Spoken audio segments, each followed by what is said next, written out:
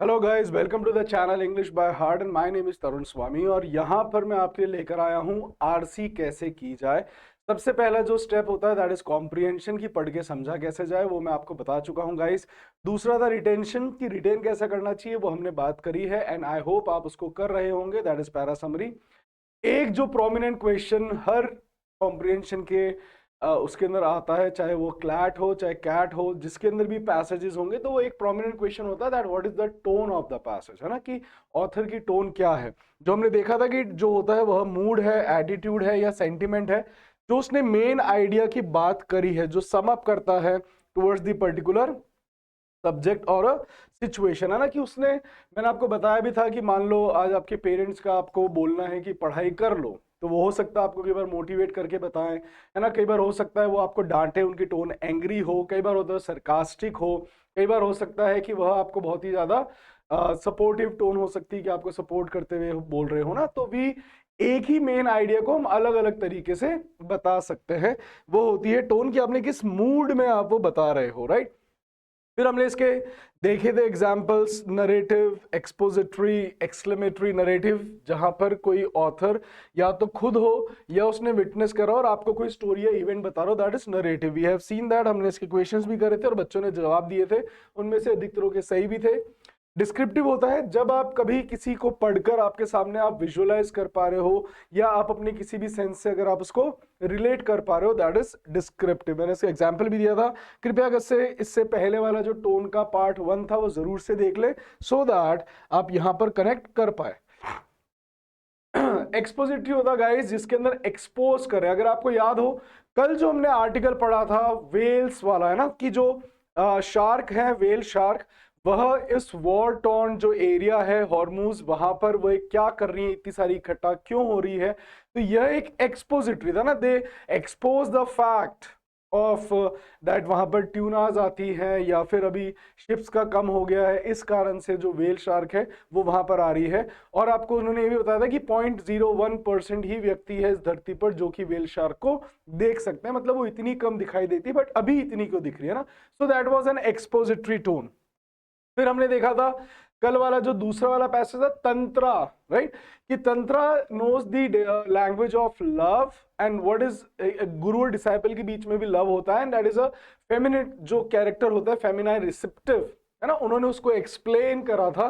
So it was explanatory. और मैंने guys जिनसे पूछा था, जिन बच्चों ने मुझे जवाब दिया है, यू ऑल डिड वेल, आप सभी का सही जवाब था, आई लाइक दैट। चलते हैं अपन आगे की तरफ, राइट। ये मैंने आपको प्रैक्टिस के लिए दिए थे। तो ये जो था पहला वाला, the storm had been building since soon but रवि, सो ये तो नरेटिव हो गया, एक इंसिडेंट था, right. So that is narrative. और डिस्क्रिप्टिव था, एक बार देख लेते हैं। paid the little attention as he cycled home along the narrow village road. Suddenly, a fierce gust of wind swept across the field, carrying dust. Okay, so that is descriptive. ये क्या था? Descriptive था। उसने describe करा था उस scene को, है ना। तो जब वो सीन को डिस्क्राइब करा, आप देख सकते हैं, fierce gust of wind across the field carrying dust and leaves into the air as the first drop of rains. तो अब आप जब पढ़ रहे हो तो आपके सामने वो इमेज बन रही है, तो ये क्या हो गया? डिस्क्रिप्टिव। फिर हमने देखा था, उन्होंने एक्सप्लेन करा था that photosynthesis is a process by which green plants, है ना, ये उन्होंने बताया है कि कैसे जो फोटोसिंथेसिस है वो काम करता है। So that was explanatory.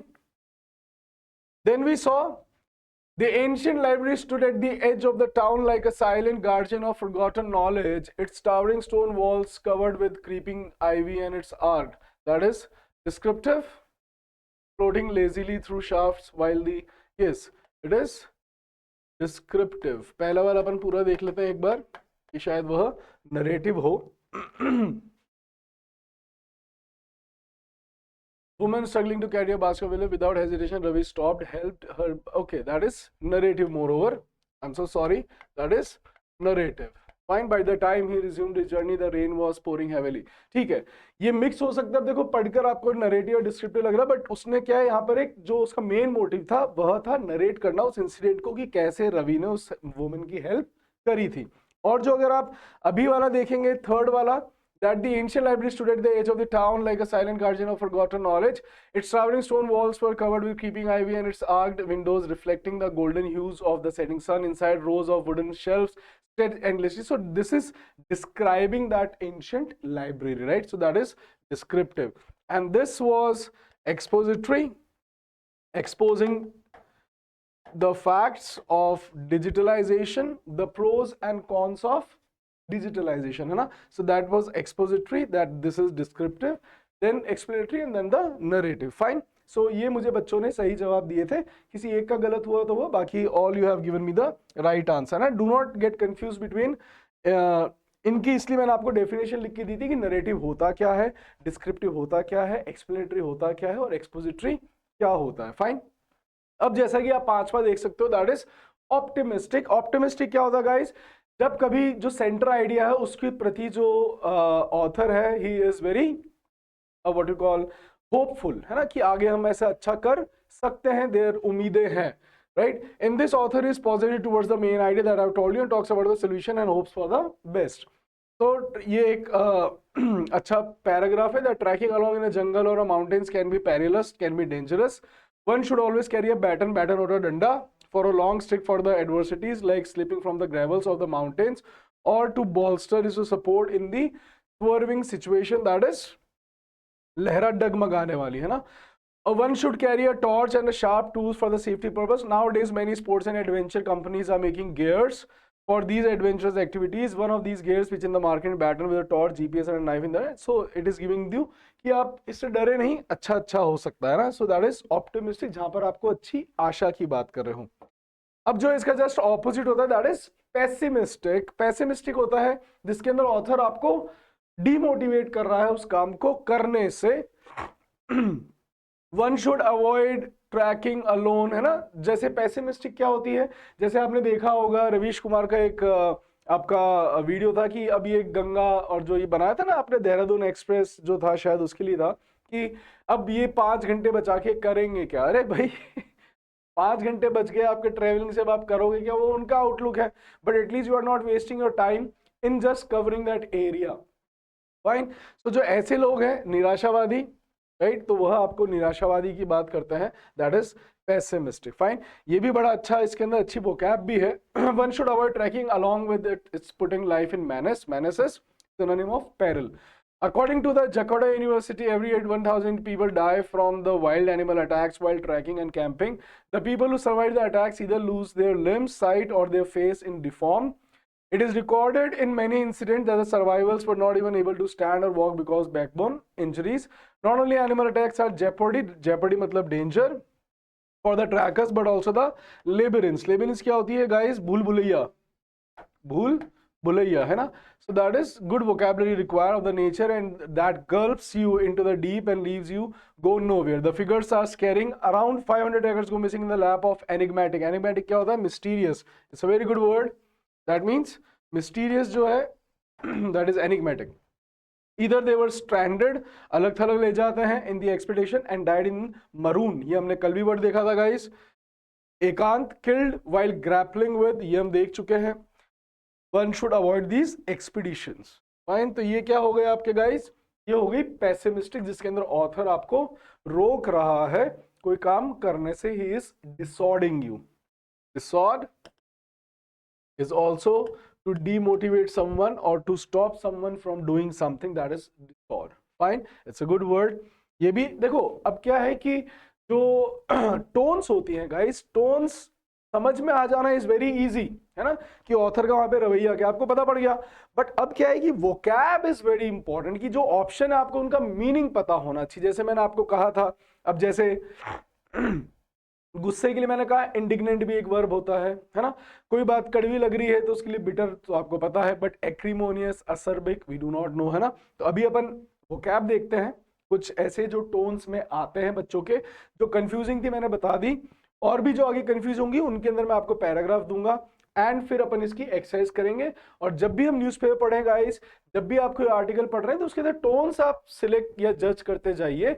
And अगर आपको कंफर्म करवाना है, इफ यू आर डूबियस, ये भी एक टोन हो जाती है कई बार, द ऑथर इज डूबियस, कि क्या करना चाहिए, उन्होंने बोल दिया अभी बड़ी खराब स्थिति हो गई है, अब हम क्या करेंगे, है ना. तो डूबियस और sceptic. Sceptic is something else, dubious is something else, right.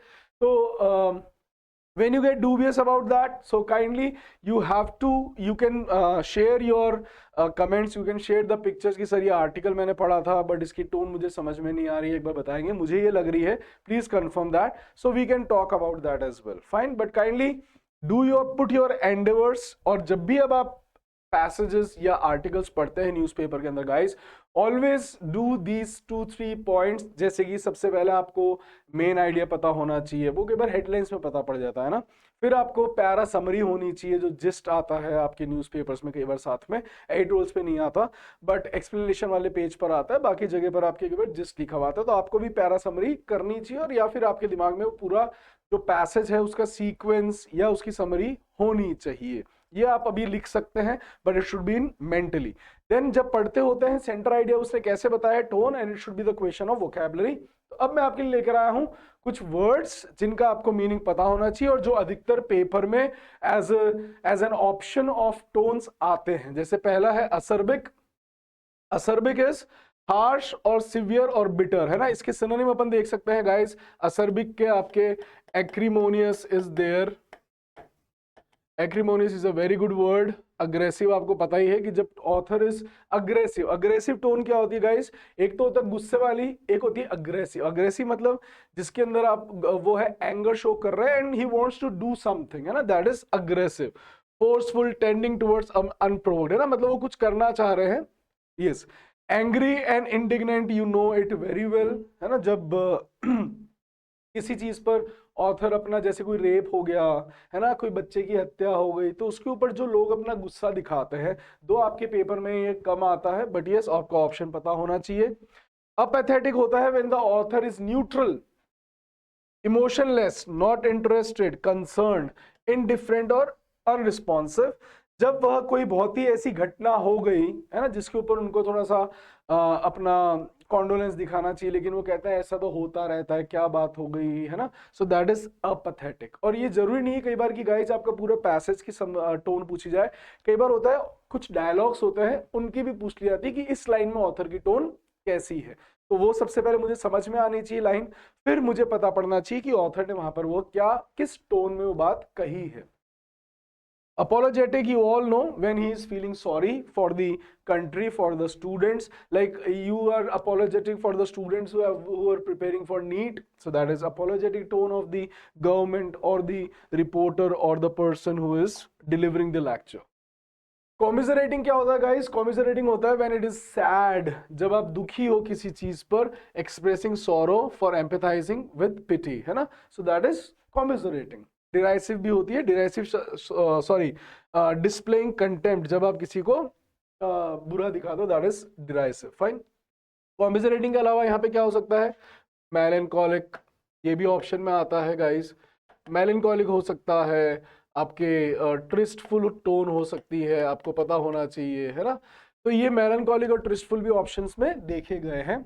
Condescending is a very good word, ये अच्छा वर्ड भी है गाइस, और यह टोन्स के अंदर आपके ऑप्शन में भी आता है, और क्लैट के आई थिंक 2023 और 2024 या एलेट के अंदर दैट वाज अ पैसेज, जिसके अंदर वो पैसेज इस तरीके से था कि जो ह्यूमंस हैं वह on the top of the pyramid, pyramid जो बनता है हमारे इकोसिस्टम का, उसके अंदर टॉप पर जो है ह्यूमंस है, इसलिए उनको राइट है कि वह जो जानवर हैं, इवन बाइबल का भी जिक्र था कि, है ना, कहा गया है कि वो तुमसे नीचे है तो तुम उनका सेवन कर सकते हो, और मनुष्य के लिए सारी चीजें भोग विलासिता के लिए बनाई गई है। तो ये क्या था, ये कॉन्डिसेंडिंग हो गया, ये इंसल्टिंग कम था बट उनको नीचा दिखाना। कॉन्डिसेंडिंग क्या होता है, when you are showing patronising descent from dignity and superiority, जब आप दिखा रहे हो तो that is known as condescending, not derogatory. Fine, derogatory is insult, but जब मैं अपने आप को बड़ा दिखा रहा हूं, या आप देख सकते हैं कई बार मेल्स के लिए आ जाता है, कई बार कमेंट कर देते हैं, है ना, आपके खामेनी ने भी कहा था, खामेनी का भी भैया अगर आप सुन सकते हैं एक वीडियो होगा जिसके अंदर वो कह रहे हैं कि औरत उन गाय और घोड़ों के बराबर है जो इंसान के लिए बनी है। ये खमेनी का था, मेरा नहीं है गाइस, तो ये उनका वीडियो था, तो that is also condescending towards women. This is contemptuous when you are disrespecting someone, right? So ये भी आपके टोन लाइन में हो सकती है, पूरे पैसेज की कभी नहीं होती है ना। Cynical is a good word, या आपके वन वर्ड सब्स्टिट्यूशन भी हो सकता है. Displaying a belief that people are always self seeking and never altruistic in their action. कि सिनिकल कौन होता है? वह होता है जब जो सामने वाला व्यक्ति ये सोच रहा है कि यह हमेशा या जो भी मेरे साथ कोई कर रहा है तो ये मेरे भले के लिए नहीं कर रहा है, इसमें इसका भी कोई स्वार्थ है. राइट. सिनिकल कई बार आपके पेरेंट्स होते हैं जो आपको बोलते हैं, बोले कि रहने दे, ये अभी आज तुझसे जूते लेके गया है, अब ये देखना उसको जरूर, या उसने तेरे को एक जो सपोर्ट करा है इसके पीछे इसका कोई कारण होगा. सिनिकल होता है जिसके अंदर आप हमेशा ये देखते हो कि इंसान कभी भी किसी का कोई वैसे मदद नहीं करता, उसका कोई ना कोई स्वार्थ छुपा हुआ है और हर कोई मेरा फायदा उठाने में लगा हुआ है. That is the cynical. Then derisive we have seen, derisive is contemptuous, it is same synonym है. Then we can see that is disparaging, हमने इसकी देखी भी है. derogatory भी होता है, ये भी आपके ऑप्शन में आ जाता है. derogatory भी क्या होता है गाइस? insulting. pejorative भी आता है, ये भी हम देख चुके हैं, pejorative. तो pejorative, derogatory और disparaging, that is insulting. insulting tone भी हो सकती है. कई बार आप देखते हैं कि अरे आपके फ्रेंड्स होते हैं कि अरे जितनी की तेरी शक्ल नहीं है ना उतनी की मेरी घड़ी है. So that is insulting tone. Fine. So that is disparaging और डेरोगेटरी और pejorative. Fine. Dogmatic is again a very good tone of your parents sometime. Right. asserting opinions in an arrogant manner, imperious, dictatorial. Right. कि जब आप थोपते हो कोई चीज, fine, मुझे नहीं पता, तेरे को ये काम या तेरे को साइंस ही लेनी है, मैंने तेरे को कह दिया बच्चा लेना चाह रहा है कॉमर्स या आर्ट्स, पेरेंट्स कह रहे हैं साइंस लेनी है और तेरे को लेनी पड़ेगी. फाइन.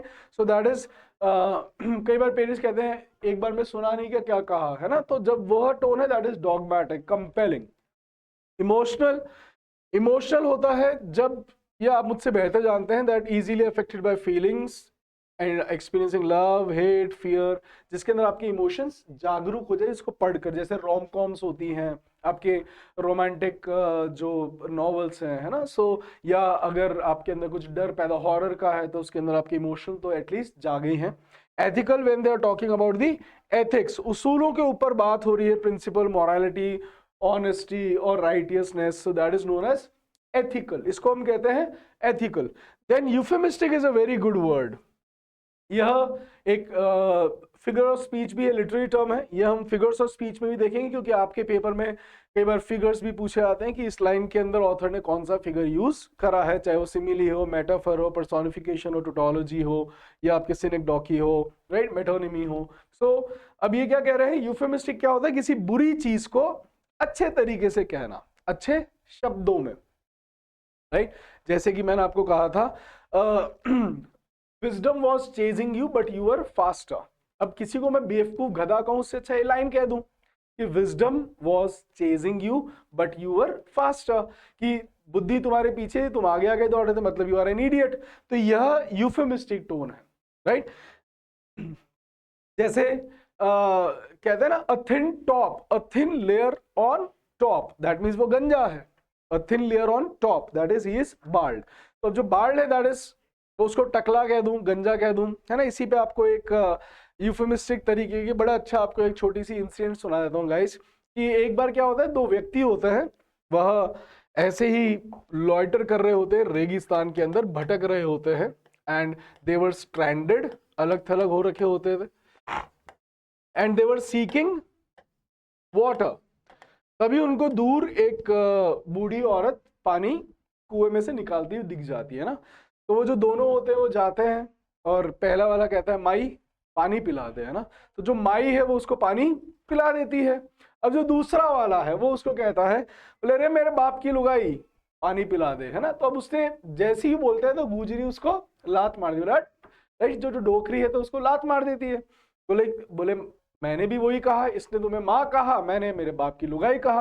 बात तो वही है, बात सेम है, but the selection of words that depends a lot. So when we see euphemism का मतलब ही क्या होता है, that substitution of mild, indirect or vague expression of one thought to be offensive. जो offensive हो जाए, जो सामने वाले को बुरा लग जाए, उसकी जगह आप what do you call indirect या mild शब्दों का प्रयोग करते हो. So that is known as euphemistic.